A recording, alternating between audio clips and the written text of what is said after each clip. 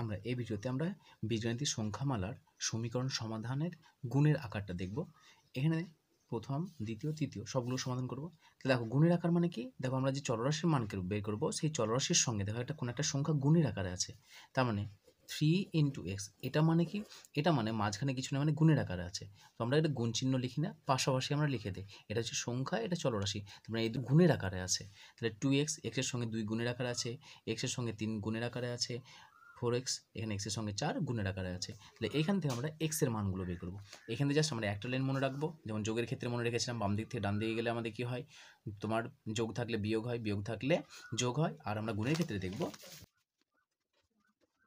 গুণ চিহ্ন থাকলে ডান দিকে গেলে সেটা কত হয়ে যাবে, ভাগ হয়ে যাবে। তাহলে গুণ চিহ্ন থাকলে ডান দিকে গেলে কত হবে, সেটা আমাদের ভাগ হয়ে যাবে। তাহলে শুধুমাত্র আমরা এটাকে মনে রাখবো।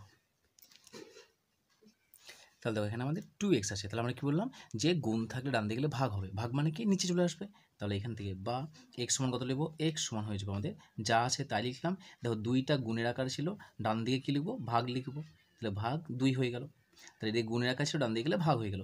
এই যে ভাগটা আমরা এইভাবে না লিখে আমরা কীভাবে লিখবো, যে 5, কারণ এটাকে এইভাবে লেখা হয় 5/2। তাহলে এটাই হচ্ছে আমাদের কার মান, এটা হচ্ছে আমাদের x এর মান। তাহলে নিচে আসবে, ভাগ মান নিচে চলে আসবে। একইভাবে 3x সমান হচ্ছে -10, তাহলে এখানে আমরা x এর মান কত পাবো, x সমান -10, যা আছে তাই লিখলো। এইটা গুণের আকারে ছিল, ডান দিকে গেলে কত হবে, ভাগ হয়ে যাবে, তার মানে 3/3, নিচে ভাগ করে দিলাম। এখানে দেখো 4x আছে, তাহলে এখান থেকে আমরা কত করব, এখানে আমাদের x সমান 20 বিভক্ত 4টা কোথায় আসবে, নিচে আসবে, তাহলে বিভক্ত 4।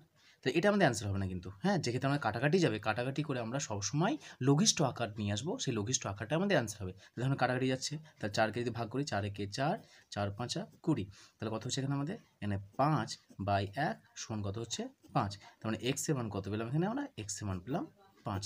তাহলে এইভাবে আমরা গুণের আকারে থাকলে সমাধান করব।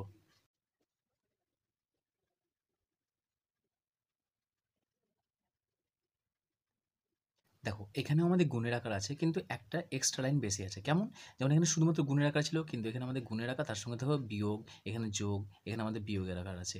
তাহলে এটা আমরা কি করব, এক্ষেত্রে আমরা একটা স্টেপ বেশি করতে হবে আমাদের। কেমন, যেমন এখানে আমরা কী করবো, যেহেতু এক্সের মান বের করবো, তাহলে প্রথমে আগে এক্স যুক্ত পদটাকে আমরা রাখবো।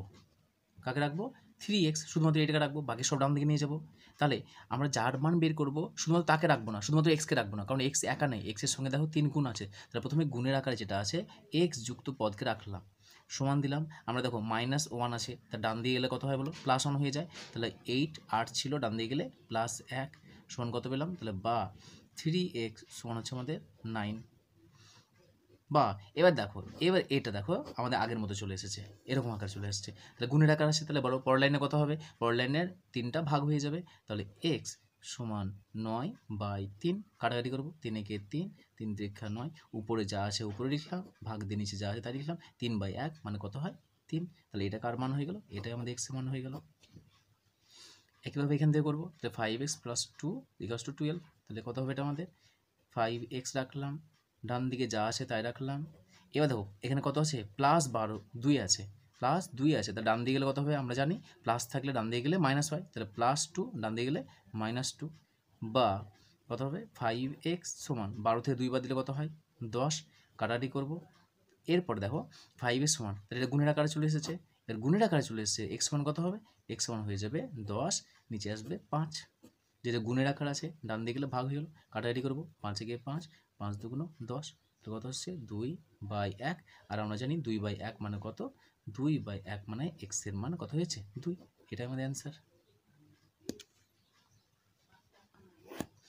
আবার এখানে 8x - 4 = -2, তাহলে আবার এখানে শুধুমাত্র এটাকে রাখবো, বাকি সব ডান দিকে নিয়ে যাব, কারণ যার মান বের করবো সেই যুক্ত পদকে রাখবো। তাহলে বা 8x সমান -2, যা ছিল তাই রাখলাম।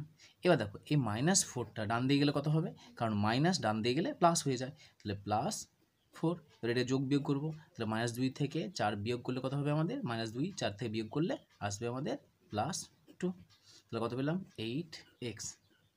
বা তাহলে বা এবার দেখো 8x সমান হচ্ছে +2, এরপর লাইনে কত হবে, এরপর লাইনে 8x আছে, তার মানে আর x এর সঙ্গে 8টা গুণের আকার আছে, তাহলে x সমান কত হবে, x সমান 2 এর সঙ্গে ভাগ হয়ে যাবে।